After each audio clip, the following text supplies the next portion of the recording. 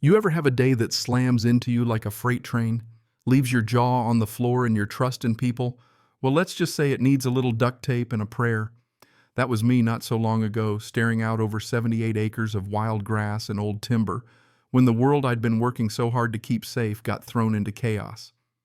My name's Nate Hartley, and what I do for a living you don't exactly see on career day. I run a grizzly sanctuary, no, not a zoo, not some pet, the wildlife tourist trap, an actual honest-to-God last chance home for bears that can't be out in the wild. Right now it's just me and Maple. She's a 600-pound force of nature, big on blueberries, not so big on humans, and more than a little clever about both. I'm not some hermit, though. By the end of this story you might think otherwise, but my job is simple. Keep Maple safe and keep people safe from Maple. And most days, those two things are basically the same. But it all changed when the new development Lakeside Meadows cropped up all around my property. Brand new homes, manicured lawns, and HOA with a woman named Karen Freeman at the helm. You know the type, a smile that judges your shoes and your bank account all in one look. Never met her, never wanted to, but I could see it in her eyes whenever she drove past my old fence. She didn't see a sanctuary, she saw a blot of mess that was blocking her view of community progress. One Tuesday morning, there's this glossy, bright-colored flyer tacked right to my front gate. Big, happy letters. Lakeside Meadows Community Picnic. Hot dogs, three-legged races, friendly faces, all the trappings of suburbia. The part that made my eye twitch. They'd put a big photo of my meadow on it. My side of the creek, my land private, state-licensed, federally recognized, and locked down tight for Maple's sake. Their community meadow wasn't theirs. Not by law, not by luck, not by any stretch. Now I'll tell you, this wasn't an accident. This was a test.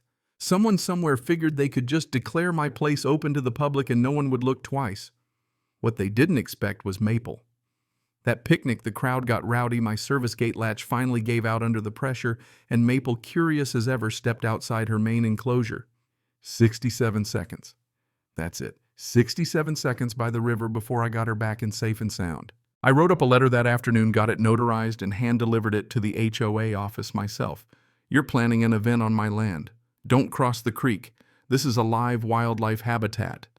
The clerk at the window just pushed it back like it was on fire. I just work here. Figures. Called the sheriff, too. Got told, we'll send a car maybe Monday. It was Tuesday. Busy week, he says. Document everything. And just like that, the clock started ticking. So I did what anyone with sense and a stubborn streak would do. I got my paperwork. Old county maps, the deed with my uncle's name, the whole 9 yards. I circled the line on the map with a fat marker. West Bank HOA, East Bank me. The meadow was mine, always had been. But I wasn't just dealing with a neighborly misunderstanding.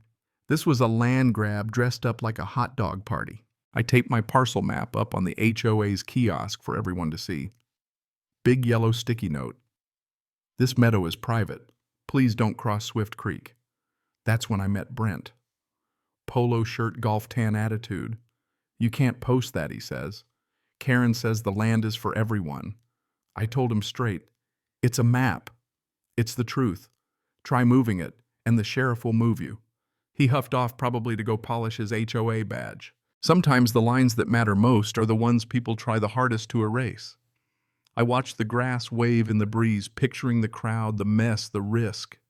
Part of me wanted to storm over and shake the deed in Karen's face, but you don't beat people like her head on. They twist it, make you the villain. You have to be smarter, steadier. Bulletproof. So I called my buddy. Yeah, that's his real name, my go-to for anything techie or sneaky. You got cameras, right? He asked. Oh, I had cameras. Trail cams, cabin cams, drones, you name it. Film everything, Nate. Let them build their own trap. I spent that whole afternoon rigging up more testing batteries, making sure every angle was covered. When the big day came, I was up before the sun, jittery and tense. I watched through binoculars as the first cars rolled up, families piling out coolers, lawn chairs, the works. Karen, in a white pantsuit, strutting up like she owned the place. She grabbed a mic. Welcome to our community space. I couldn't let that stand. Ma'am, you are on my land, I called across the water. She pretended not to hear. So I pulled out my trusty megaphone. This is a wildlife sanctuary. Please move back across Swift Creek. She waved me off, told everyone not to worry, that I was just being difficult. Parents hesitated. Kids didn't. Blanket after blanket, soccer balls, music. No one cared about the giant danger grizzly habitat sign standing tall and bright. And then, just like I feared, trouble found them. A frisbee, a fence, a lanky kid. He climbs over right as Maple, curious but calm, strolls down her side of the riverbank. Somebody saw brown fur and teeth, and all hell broke loose.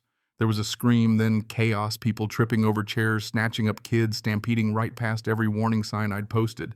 It looked like the world's worst carnival gone wrong. Maple, bless her heart, didn't chase. She just stood there, confused, sniffing the air. I hit the recall siren, flashed the green light, and called her back. 67 seconds outside, that's all. But the damage was done. Ambulance couldn't get in thanks HOA padlock. I had to cut it myself. Let the EMTs through. Karen pointed at me. He broke our lock. I pointed at the ambulance. I broke your bad idea. The deputies took notes. The news crews got their shot. My bear calm behind the fence, the chaos on the other side. That night, neighbors crept up to my drive. I told them, welcome to office hours. One question each, no yelling. The teenager who tossed the frisbee, he apologized. I handed him the disc, made him read the sign out loud. Sometimes you gotta teach folks with their own words. But Karen, she wasn't backing down. She started spinning lies online. Dr. Red video clips made it look like I'd sicked Maple on the crowd. Get him, girl. It was my voice ripped from an old training video stitched into something ugly. Comments piled up. Monster, lock him up. I felt sick. But I knew the truth and I had the footage. Called my lawyer, called Buddy. Chain of custody, raw files, timestamps, they said. We'll prove it. Jonah Pike, local reporter, took an interest. He dug in, saw through the noise. We pulled out every logbook, every permit, every single entry. Feeding times, maintenance, all of it. He played devil's advocate.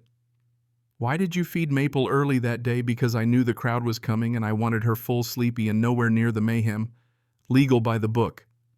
But I could see how it might look if you twisted the facts hard enough. It gnawed at me. How far is too far, trying to stay one step ahead of people bent on twisting every truth? I realized in that moment you can do everything right and still get burned. So I fought back, not with shouting but with receipts. HOA violation notices, I stamped them. Not HOA. Property in big red letters, mailed them right back. Started a little web series, Lakeside Listening, where I read Karen's more outrageous meeting minutes aloud, followed by the actual facts. The community started to notice. The last straw came at night. Pressure plate tripped near my service gate. On the camera, two figures in black, one with bolt cutters, the other with a dart gun. They were after Maple. My security guy, K, ex-military, tackled one, the other ran.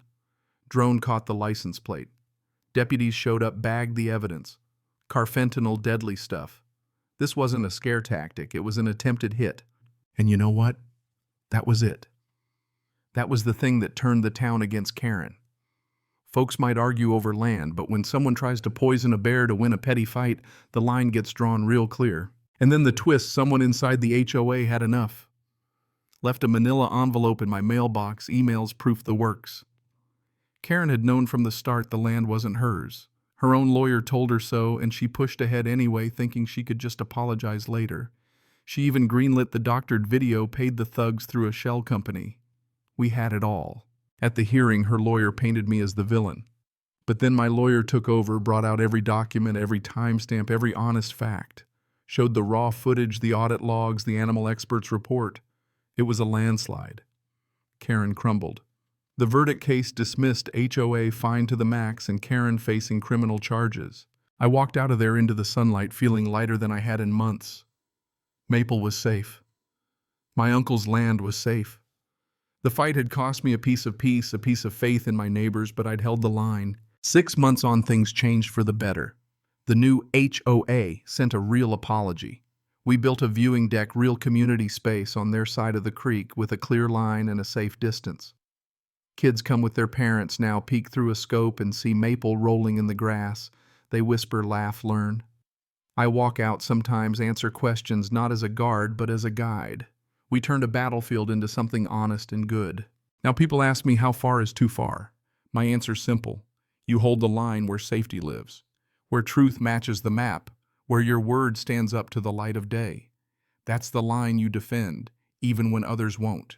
You keep your calm, keep your records, and when someone tries to shove you off your ground, you plant your feet and you use the truth like a shield, like a sword if you have to. So let me ask you, where do you draw your line? How far would you go to defend what matters even when the world calls you stubborn or worse?